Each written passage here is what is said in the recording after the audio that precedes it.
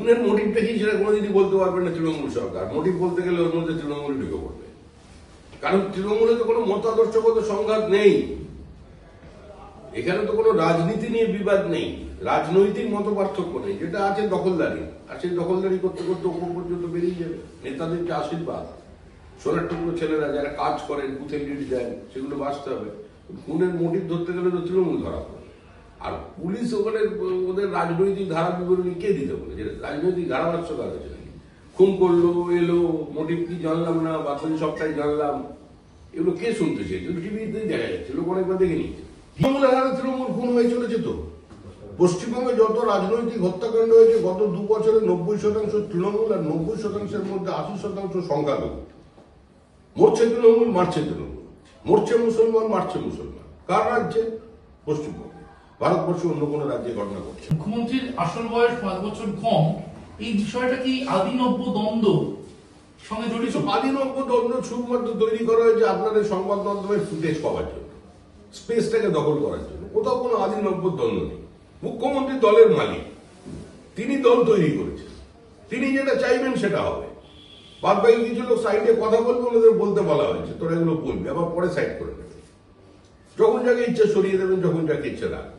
এইগুলো মুখ্যমন্ত্রী মালিকানা তারা, আঞ্চলিক সমস্ত দলই তাই হয়। আপনি তৃণমূল কংগ্রেস করবেন, মমতা বন্দ্যোপাধ্যায়ের বিরোধিতা করবেন, সেটা বলতে হবে। ওনার ইচ্ছা হয়ে যাবে, ওনার 5 বছরের গল্প বলেছেন, কালকে উনি বলবেন আমি 7 বছরের বড়, আপনি কি করবেন? এই জন্য আমরা এসবে থাকি। 2026-কে মাথায় রেখে একাধিক প্রকল্প নিয়ে এবার রাজ্যে তৃণমূল কংগ্রেস তারা পথে নামছে। কন্যাশ্রী, ঐক্যশ্রী, সেটা যেরকম প্রচারে ছিল, রাজ্যটাই বিক্রি হয়ে গেছে। রাজ্য লক্ষ্মী ছাড়া হয়ে গেছে অনেকদিন আগে। লক্ষ্মীর আনতে গেলে ঘরে শান্তি চাই।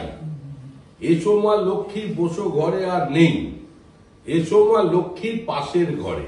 এখন এটাই হচ্ছে পশ্চিমবঙ্গের স্লোগান। যারা আসছে তারা বাইরের পাশের রাজ্যে চলে যাচ্ছে। আপনারা আপনাদের পলিটিক্যাল স্ট্র্যাটেজি কি? আপনারা কি রাজনৈতিক কর্মসূচি নিচ্ছেন? আমাদের পলিটিক্যাল স্ট্র্যাটেজি কি? ঘোষণা করছেন। আমাদের পলিটিক্যাল স্ট্র্যাটেজি কি হবে তৃণমূলের বিরুদ্ধে, সেটা কি কোনো সাংবাদিক সম্মেলনে ঠিক হবে না? কোনো সাংবাদিক তৃণমূল ঘোষণা করলে আমাকে করতে হবে। আমি এক্ষুনি ঝাঁপ মারবো পার্টি অফিসের উপরের বারান্দা থেকে, কারণ আমার কষ্ট হয় প্রবল পেটে। আপনি রেডি আমার হাত ধরে ঝাঁপাতে? সম্ভব এটা? মিডিয়া তো দেখাবে বড় জোর, সেটা মিডিয়া সেটা বড় জোর দেখাবে যে আপনি মিডিয়াও বড় জোর এটাও দেখাবে। এই নিয়ে আমরা কোনো কথা বলতে উৎসাহ নেই। আমরা আমাদের মতো আছি। 2টো সিট ছিল, সেখান থেকে আমরা এই জায়গায় পৌঁছেছি মানুষকে সঙ্গে নিয়ে। মানুষের ছোট কথা, ছোট ব্যথা, মানুষের আকাঙ্ক্ষা, মানুষের আবেগ, এটার উপরই ভর করে আমাদের রাজনীতি। মানুষ যেটা চাইছেন সেটা আমরা বলছি। এবার ভোট দেওয়ার দায়িত্ব মানুষের, দিলে আমরা থাকবো, না দিলে থাকবো না। এ রাজ্যে কোনো শিল্প সম্ভাবনা আর এই মুহূর্তে নেই।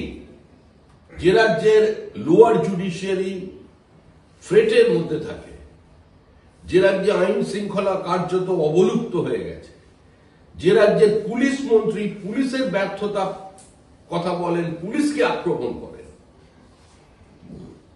সমস্ত কিছুর দায় পুলিশের উপরে চাপিয়ে দেওয়া হয়, যে রাজ্যে ছোট ছোট ঘটনাকে কেন্দ্র করে যখন ছোট শিল্পপতি থেকে মাঝারি বড় শিল্পপতিরা পর্যন্ত কোন ডিস্ট্রিক্ট কোর্টে পৌঁছন, সেই কোর্টের বিচারের সময় তৃণমূল কংগ্রেসের যদি সেখানকার নেতা কর্মীরা 100 জন ঢুকে পড়ে, তাহলে সে রাজ্যে কি করে বিনিয়োগ আসবে?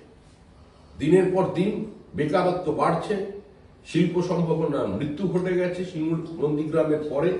আর সর্বশেষ যেটা দাঁড়িয়েছে সেটা হচ্ছে চাকরি বিক্রি এবং সামগ্রিকভাবে সম্পূর্ণ বিনিয়োগকারীদের একটা চূড়ান্ত হস্টিলিটি তৈরি হয়ে গেছে এই রাজ্যের প্রতি।